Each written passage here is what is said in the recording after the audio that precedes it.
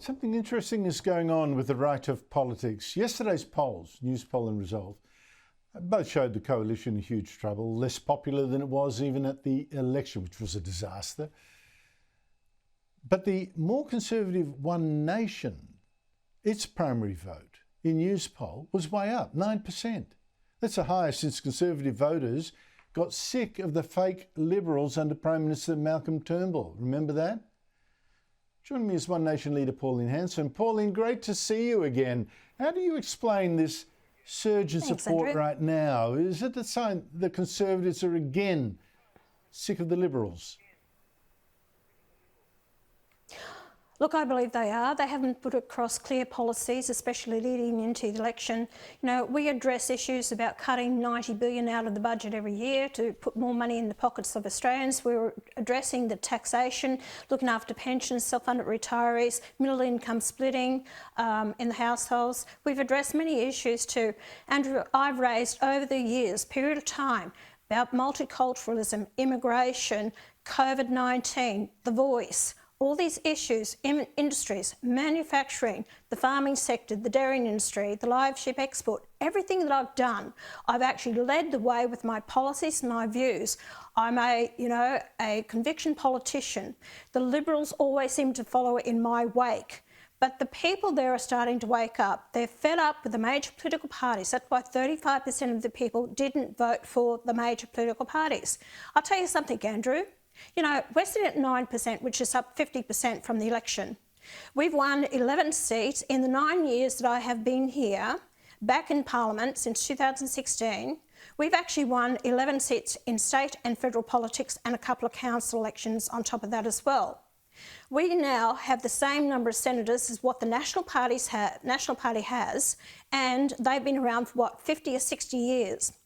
I'm going to drive this party, Andrew, because one day I want One Nation to take government.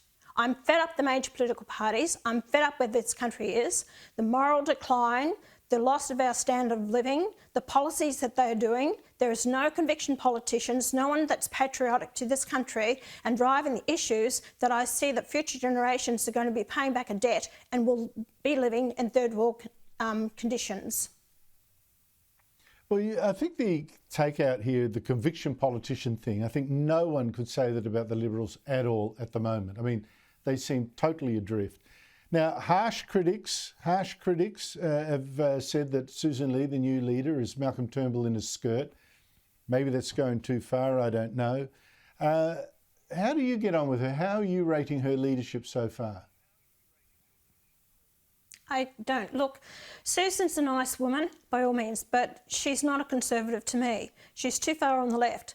I actually had dinner with her, and I actually said to her face, I said, sorry, Susan, you won't last the distance. You won't be there at the next election. And I said, you might prove me wrong. She said directly to me, well, then I'll prove you wrong. I don't believe she will be there for the long term, and especially she won't be as leader of the Conservative Party of the Liberals leading into the next election. I see a lot of the Liberals there are moderates. Andrew, when I can put up a bill that I want a Senate inquiry into gender dysphoria and what is happening with these puberty blockers and kids having these operations and bits and pieces cut off, do you know that they were kicking and screaming in the beginning, not even to vote. They wouldn't even support it. They all left the chamber.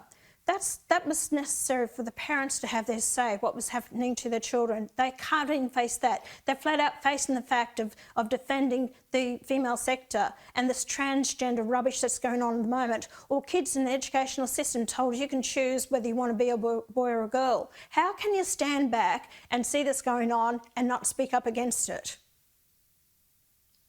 Pauline Hanson, you also got bad news today, yesterday. The polls were great, but the bad news is that, all right, you had a great result of the last election. You now have 4 senators, which is incredible achievement from given, the criticism you had to take and all that. But one of them is former hostage negotiator and soldier Warwick Stacey, who's now told you he's had to quit for health reasons. That's got to disappoint you because he seemed a good get for you. What is the problem? Yeah. Is it a real health issue or has he had second thoughts about politics?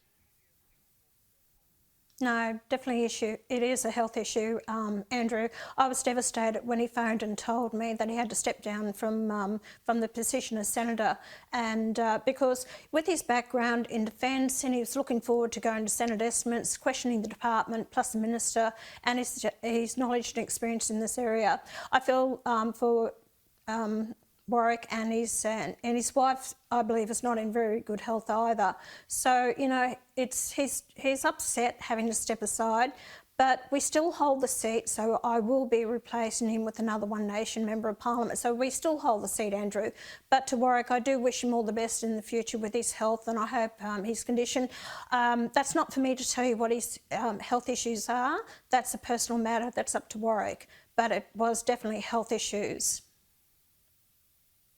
Yes, well, if it's as serious as I have heard via someone else, then I too wish him the best. And, you know, it's just trouble, you know, Yeah. sad for him, sad for you, and we shall see who you come up with. Pauline Hanson, thank you so much indeed for your time.